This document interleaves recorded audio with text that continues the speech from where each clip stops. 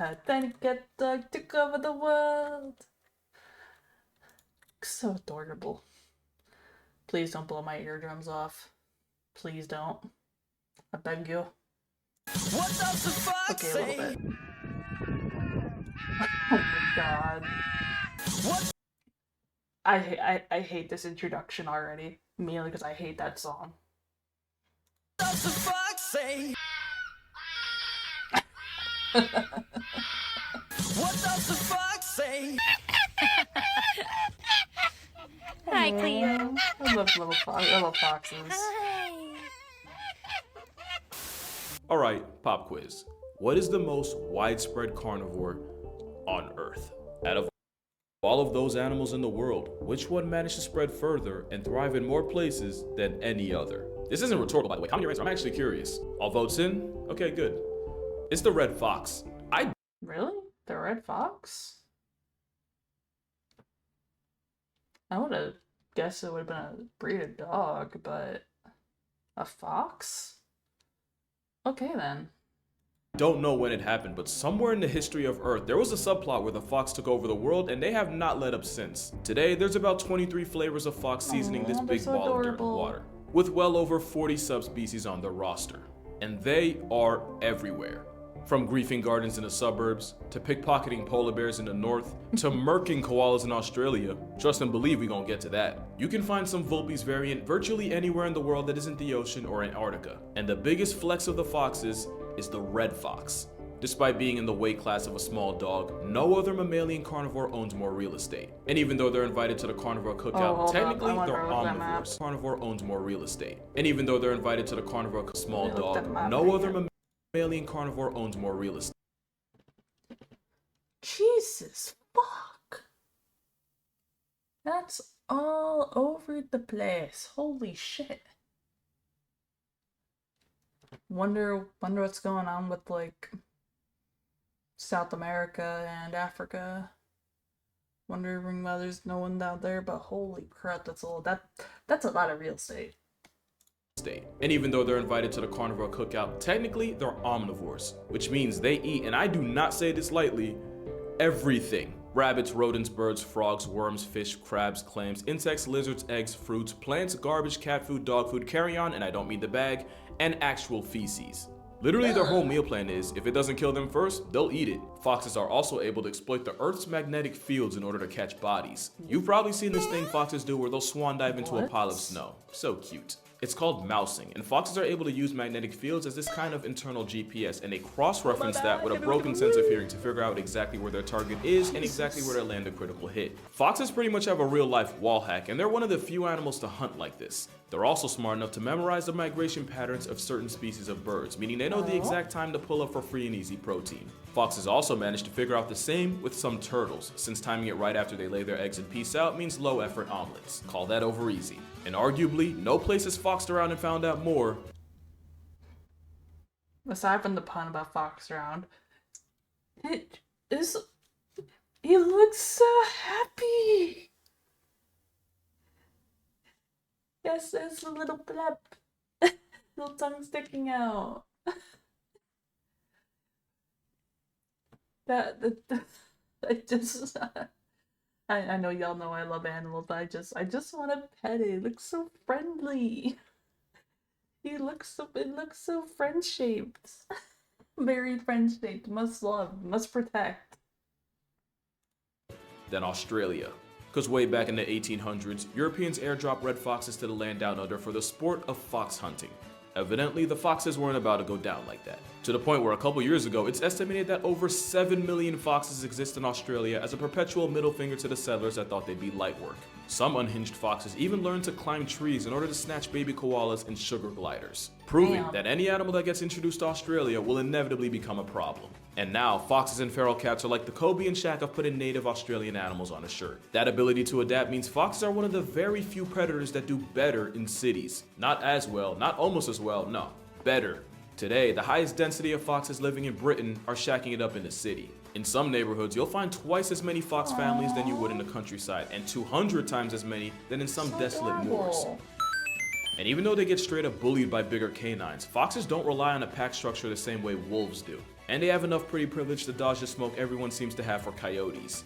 It also helps that they're nocturnal and move like introverts. Mama Fox will go out of her way to clean the den area so well that the average person can walk right past it and not even realize there's a whole family underground. And just like with birds, foxes will study and memorize the schedule of humans in the area and only come out when it's least active. They'll even take advantage of garbage schedules so they know exactly when to come root through your trash. And they'll even take note of what times you often feed your pets so that they can steal their share. And you may never even notice. Depending on where you live, you can probably count on one hand how many foxes you've seen in your neighborhood, even if you've lived around them your entire life. And lucky for them, they happen to be just cute enough to not have to worry about getting their existence nuked like some of their predators. Speaking of which, let's talk about the many enemies of the fox. You got wolves, coyotes, cougars, lynxes, birds of prey, bears, wolverines, cars, and many, many more. Because the one bad thing about being a fox is everything on the census either wants to eat you or wants to kill you because you eat the same things. In fact, the first and sometimes last enemy they'll make is their family. Fox cubs will fight their siblings off rip in order to establish a hierarchy. And it's not the cute Disney play fighting I used to think it was. 20% of fox kids born will never leave the den. It's just straight violence out the womb. I can't even say it's on site since baby foxes live the Helen Keller experience for the first 2 weeks of their life. I did not know that about foxes. I didn't know that they had more of a fighting to establish hierarchy. Like, holy. Because I know about cats and everything, play fight, but like, holy fuck, that's a lot. Lucky for them, foxes often mate for life and bring up the kids together. I mentioned this in the Father's Day episode last video, but fox fathers will hide food around the den in these little pantries in order to teach his kids how to find food for themselves. I want you to keep that pantry thing in mind. We're gonna come back to that. Fox cubs have a couple months of a grace period before they have to go out and figure out life on their own. Lucky for them, they're part of the most unfairly versatile group of animals you'll ever see. Like, did you know foxes can climb trees? No, I don't mean like fully scale that, John. The gray fox has been seen ascending over 70 feet up into a tree, and they're one of the few foxes that flex retractable claws, which allows gray foxes to avoid conflict with predators like coyotes. Go ahead and ask cheetahs how important that is. Tree climbing only proves that foxes are just cat software marrying dog hardware, a cat dog if you will. And it shows that there isn't a lot of real estate on Earth that a fox can't claim. And no fox proves this more than my personal favorite, the Arctic fox. Because this igloo puppy has zero business surviving out here. Not only is it cold enough to get one shot by wind, the Arctic fox also has ops like wolves and polar bears to worry about. And since pretty much anything goes in Satan's ice rink, both of them will not hesitate to eat a fun-sized fox. And it really be your own kind, since another unlikely menace to an ice fox's life is the red fox. Because as small as they are, the red fox is still 2 to 3 times bigger than their snowy cousins. And yes, red foxes will 100% murk and eat their weaker relatives if it means surviving. So you'd think it'd be curtains for any pint-sized predator that even tries out here. Well, about that. Don't think for a second Arctic foxes don't have their tricks too. They'll strategically follow polar bears for miles just to clean off whatever they don't finish. We're talking about a house cat-sized fox slipping food from the literal biggest land predator on the planet, while also managing to stay far enough to avoid getting their consciousness confiscated permanently. These baby-faced survivors will even resort to scavenging the polar bear's food, except after it's already been digested and taken the south exit. Yeah, they're a different kind of potty mouth. But the Arctic fox has a secret to never having to miss a meal. These Q-tip terriers have a pantry system where they'll bury any extra food in a network of underground dens, which can stretch across 20 miles. And it's these food supplies that keeps the Arctic fox's pulse going in the dead of winter. There was even one time where researchers uncovered a fox cellar containing 38 birds, 4 rabbits, and about a dozen eggs. Oh, it's hoarding on 1,000, but it's what keeps them Euro-stepping death and ghosting the Grim Reaper. This cotton-colored canine has one more trick too. Coming in all white helps the glacier jockey cosplay as a snowdrift in order to avoid predators. But once the sun finally makes an appearance like an absentee father on tax day, the longer daylight triggers hormonal changes that causes them to change coats. They go from whiter than a party in the Hamptons to a thinner coat that matches the tundra the Arctic turns. Aww, they're so adorable. I'm not quite seeing the blended in here on this current coat, but maybe that's because the coat's not done. But, is anyone here have a favorite fox? Tibetan. I like the Arctic fox, but I also like the fennec fox. I also like fennec foxes too, though. I like them all. Actually, but who am I kidding? I like anything that is friend shaped, even if it's not friend. I love everything that is friend shaped. runs into. And it's all these abilities that allows the chameleon of foxes to live in one of the most unlivable places on Earth. And so does the smallest fox in the world. On the other side of the spectrum, the fennec fox survives in a very different kind of desert. It's the smallest canine in the world and could probably get bodied by a chihuahua. Those massive ears are good for 3 things: increasing their overall surface area to help keep them cool, the same way elephant ears do, helping them pinpoint the insects, lizards, and rodents on its grocery list even while they're underground, and for looking absolutely adorable doing it. Like I said, foxes are broken, especially since fennecs can live off the moisture they get from food and by licking the dew from their dens. Not only that, but their kidneys are actually designed to function off very little actual water, making this travel-sized fox one of the few animals able to survive in the desert without drinking actual water. And as a human, you tap out from life after about 3 days of a water fast. In fact, where the fennec fox may never have to drink at all, the average adult should drink about 48 ounces a day. That's just over 2 of these, which can often feel like a chore, but Airup's flavor pods makes it way easier. These pods actually manage to trick your brain by using scent flavors traveling to your brain to replicate the taste of whatever pod you chose. Whole time you're just drinking plain water. Just fill the bottle up, pull the pod to activate the flavor, hold the bottle upright in. Yeah, that's pretty much it. My personal favorite's mango passion fruit, but you have a variety of options like watermelon, peach, cucumber, orange, apple, and a bunch more. And again, there's no calories, no sugar. It's just you gaslighting your brain, since about 80% of taste is actually dependent on smell. Now, I've never had a problem drinking enough water, but after deciding to try to cut down on sodas and juices, I can honestly say Airup has come in clutch more than a few times. And you know this isn't just an ad. I literally tell y'all to drink water in every single video. And now I can help with that. So make sure you check out Airup and their many flavor pods using the link in the description. Use the code CASUALGO15 for 15% off. And like always, make sure y'all staying hydrated out there. Hydration isn't a problem for a pocket-sized sand pup. Oh, and by the way, since their kidneys are always on desert mode, fennec's fox pee is super concentrated and smells like pee-pee le pew. And since foxes will pee on any surface, 2 hours with a fennec under your roof and your house will smell like a skunk orgy. So yeah, don't be confusing them for good pets. You shouldn't confuse them for a pale fox either. That's offensive to them. They look similar, but the pale fox is slightly bigger, has a smaller range, and is overall the less clouded dupe of the fennec. And if you take a quick trip a couple 100 miles down south, you'll find the bat-eared fox. Unlike the rest of the fox family, their meal plan contains almost entirely insects, with most of their protein coming from termites. Those satellite dish ears allows it to eavesdrop on termite affairs before it packs them. They've even gone ahead and invested in extra teeth to help with their termite terminating tendencies. Bat ears also acts on fox-like by living in packs, usually made of a mating pair and their children, kind of the same way wolf packs work. It's like a fox that slept through the lecture on How to Fox 101, which actually makes a lot of sense since technically bat-eared foxes aren't true foxes.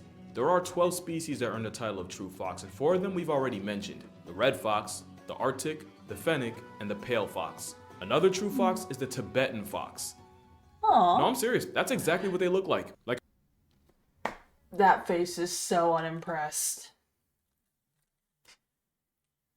I think this may just became my 3rd favorite fox. He looks so unimpressed. I swear, like, you could be doing something super impressive. You're like, oh, I did a world record, and he's just gonna look at you like this. I love this. It's so adorable. Like, oh my god, I love it. Like a reborn human realizing reincarnation ain't always sweet. Or like nature got drunk and tried redrawing foxes strictly from memory and then uploaded it as a dare. It's the only animal able to side-eye you while looking you dead in the face. A picture's worth 1,000 words, and every image of a Tibetan fox tells a story of apathy, indifference, and a splash of contempt. Now you might be wondering why this fox looks like an AI-generated Renaissance painting. Some say it's to help them cope with a windy environment. Some say it's because their skulls are specialized for carnivory. I say God or nature, whoever did this to them, has a twisted sense of humor. Evidently, the Tibetan fox does not. Also, you know the whole coyote-badger team-up that we all love so much and can't get enough of? Apparently, the Tibetan fox has the same type of arrangement with Himalayan brown bears, where the bears will dig out pika burrows, that's a pika, and force them to run on land, where they get chased down by the fox. The fox isn't the digger the bear is, but the fox has better foot speed, so like any true dynamic duo, they cover each other's weaknesses, even if one of them looks allergic to oxygen. I'm gonna run through a couple more foxes real quick. We have Blandford's fox, found in the Middle East and Central Asia. They're easily the goats of foxes, able to scale anything short of 90 degrees and able to do the equivalent of a 10-foot box jump by leaping onto ledges. There's the kit fox of the Southwest, also known as the San Joaquin fox, and they're basically the American edition of the fennec fox. We can't forget about the Corsac fox of the Mongolian steppe and Central Asian deserts. Then you got the Cape fox of South America, and the slightly bigger Indian-based Bengal fox. I was not kidding, unless you're neighbors with the cast of Happy Feet, there's likely more foxes in your area than hot singles just dying to meet you. Foxes come in so many forms that they even have their equivalent of a shiny Pokemon. Ladies and gentlemen, I give you the cross fox. It's actually a red fox with partial melanism. You know, the same thing that turns leopards and jaguars into black panthers. They're more common in Canada, where up to a third of the red fox population has this bimelanated alternate skin. And even rarer than them are silver foxes, which is just a red fox with complete melanism, gang. Cause yeah, red foxes aren't always red. Like I said, foxes exist in many forms, but there's one final form not even they saw coming. Pets. That's right, there's a population of domestic foxes in the world as we speak. Basically, the lore goes, this guy, Dmitry Belyaev, asked a question. How did we go from this apex predator to a lapdog? So he and graduate Ludmila Trut tried to see if they could replicate the wolf domestication process, except with foxes. They created a fox farm with 100 vixens and 30 males, and which foxes got to mate depended on which ones were the most tolerant of humans. The most human-friendly foxes fornicated, and this process repeated itself with the next generation. Essentially, they were selecting for traits that would make them the most fit for human companionship. And as the experiment wore on, the foxes went from not fearful of people, to tolerant of people, to actively seeking out people. Later generations would develop an affinity towards humans, sniffing and licking people, and even replacing the aggressive yips and shrieks with more passive whimpers and pants. But what we weren't expecting was, as their personalities and attitudes towards people changed, so did their bodies. The more people-friendly foxes sported droopy ears and curled up tails, which is pretty different from the upright ears and downwards pointed tails of their wild cousins. And after decades of successfully playing God with foxes, we now live in a world where you can adopt and own a pet silver fox. Now here's a part of the video where I tell you why you ain't ready for that. They poop and pee everywhere, and there isn't a surface in their house they can't get to. You little shit. They scream, especially at night. You'll be finding out what the fox says while you're trying to count sheep. Not to mention you're probably gonna sacrifice furniture for their happiness. That combination adds up to a good chance you're up at 3 AM cleaning fox feces off the top of your fridge while cursing yourself for not just getting a hamster. You can probably find a way to make it work if you do the research and you're committed enough, but, and I'm gonna say this as many times as it's applicable, if you're that willing to sacrifice your sleep, sanity, and social life for a screaming, pooping deratio of a creature, just have children. Because foxes are great wild animals, but they can really be some mid-as-hell pets. But that's gonna do it for this video. Friendly reminder that I do have a book out. It's called 100 Animals That Can, Redacted, Kill You. Link in description if you're interested. Shout out to Eric for sponsoring this video. Shout out to you all for watching this video. Drink water, wear sunscreen, touch grass, hug your parents, and I'ma see y'all in the next one. Oh yeah, and happy birthday to me. I love you. Are you my porky potato? Are you my porky potato? Hi. Hi. Oh my gosh.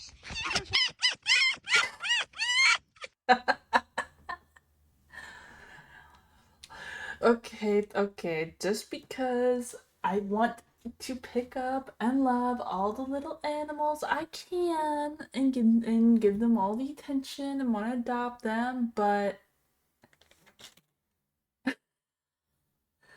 I know I would be out of my element with the fox. Genuinely, right? The only time I would even ever consider trying to get a domesticated fox is if I had like a bunch of land that it could be on and be free. Not like 'cause I would feel terrible. I would feel absolutely terrible keeping an animal like a fox cooped up inside. Like, no. You're right, though. My brain initially was like domestication, and I was like, oh, it's possible. But I realize also that I should not. Because just because something can be a pet doesn't mean it should.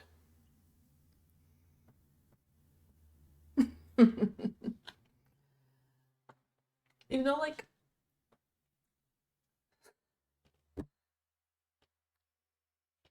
deadass, if I had the resources and the funds, I would just want to open a what are they called?